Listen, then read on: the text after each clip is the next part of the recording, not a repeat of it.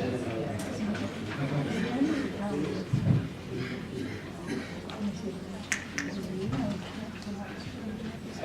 good morning everyone. My name is Richard Ward. I'm a lecturer in mental studies here at Stirling. And now for something completely different. As Emma was saying, we're moving from these huge data sets involving thousands and thousands of people really to start thinking about the more fine-grained details of people's everyday life. And this session's about home. And you're going to hear 4 different papers, all of which are to do with experiences of home in later life and or in the context of living with a condition like dementia.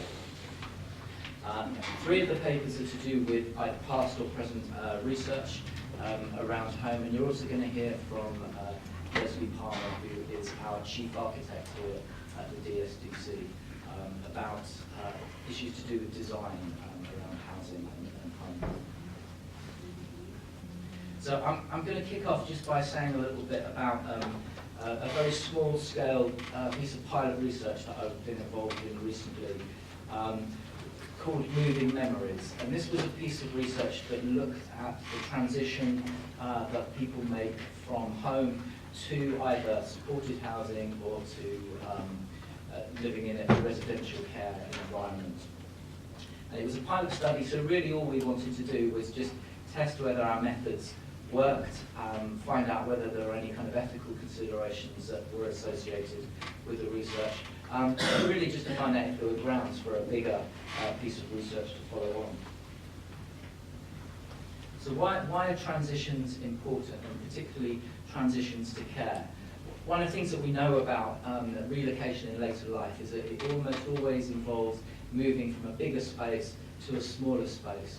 So this requires people to make sometimes really very ruthless decisions about divesting themselves of belongings that they might have accumulated right across the course of their lives. And this process is sometimes called household disbandment, where you're kind of passing the things that you've gathered over the years to friends and family, or disposing of them, giving them to charity shops, that kind of thing. And one of the things about disbandment is that it's not only a practical task that people have to undertake, it has real implications for our sense of self and our sense of identity and how we communicate, because what we're losing is these kind of objects and possessions that tell the story of our lives. So it's a point in people's lives that can be a real moment of heightened vulnerability.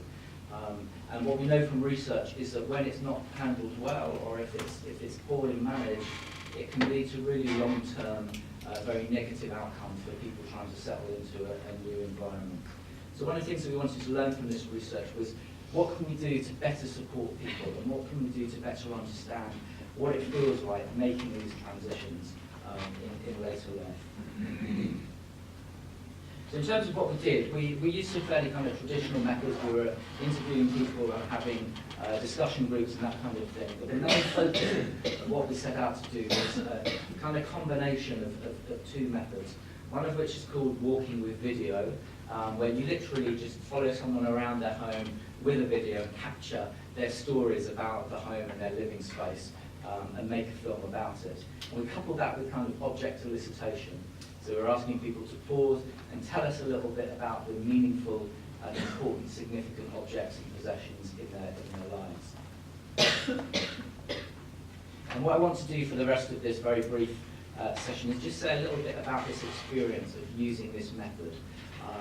A method that involves kind of getting up off your backside and moving around somebody's home with them, and why that might be a more helpful way of doing research than the usual more traditional kind of face-to-face sit-down interviews that researchers usually rely on. So this is Lena, who lived in sheltered accommodation in a fairly compact, small, one-bedroom apartment. And like many of the people that we interviewed, she'd come from quite a big family home where she'd raised a family and had to kind of squeeze herself into this very compact space. And again, very much in line with what we found from a lot of people, there were certain key objects in Lena's home that told us huge amounts about her and about her life. So the shelf that she's touching in the picture was a piece of very traditional hand-carved carpentry from her home country of Denmark that she brought with her when she moved to the UK as a young woman.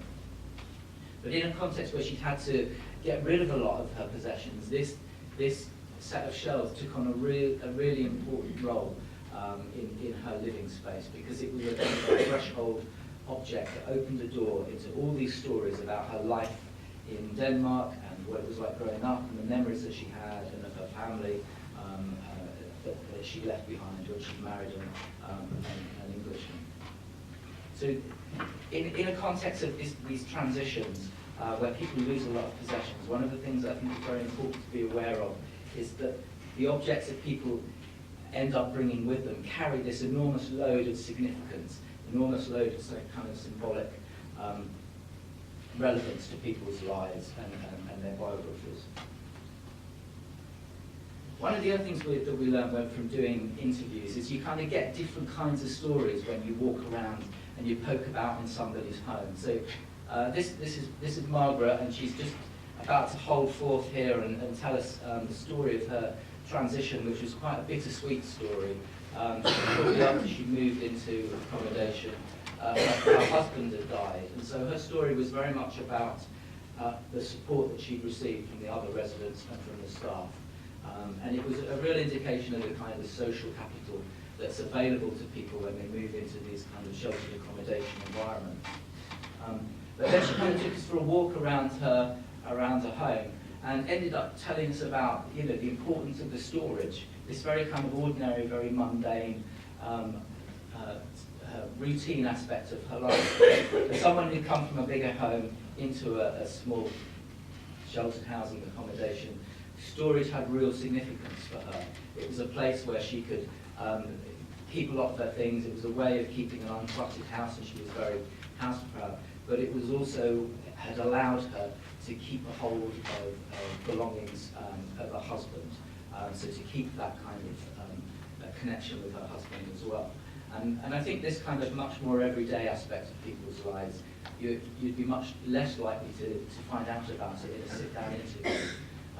So poking around in people's homes tells you these kind of hidden stories, the more everyday kind of stories about people's day-to-day living. And then finally, I just wanted to tell you very briefly about Alex. Alex lived in a care home, and this is him with Jim, who's a deputy manager in this residential home that's run by Abbeyfield Homes. And you can see that sometimes when we did the filming, we used a clapperboard, and that was a way of kind of reinforcing for people that we were making a film. So they weren't just talking to us, they were kind of talking to this unseen audience that we were making the film for.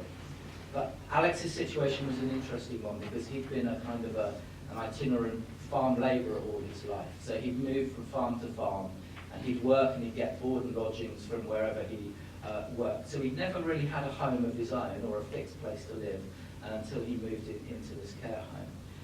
And being a farm labourer, he had very few possessions, because everything he owned had to be fairly easily portable. But one thing he brought was this garden shed, and he built it in the corner of the garden of the care home, and this is where he spent most of his time.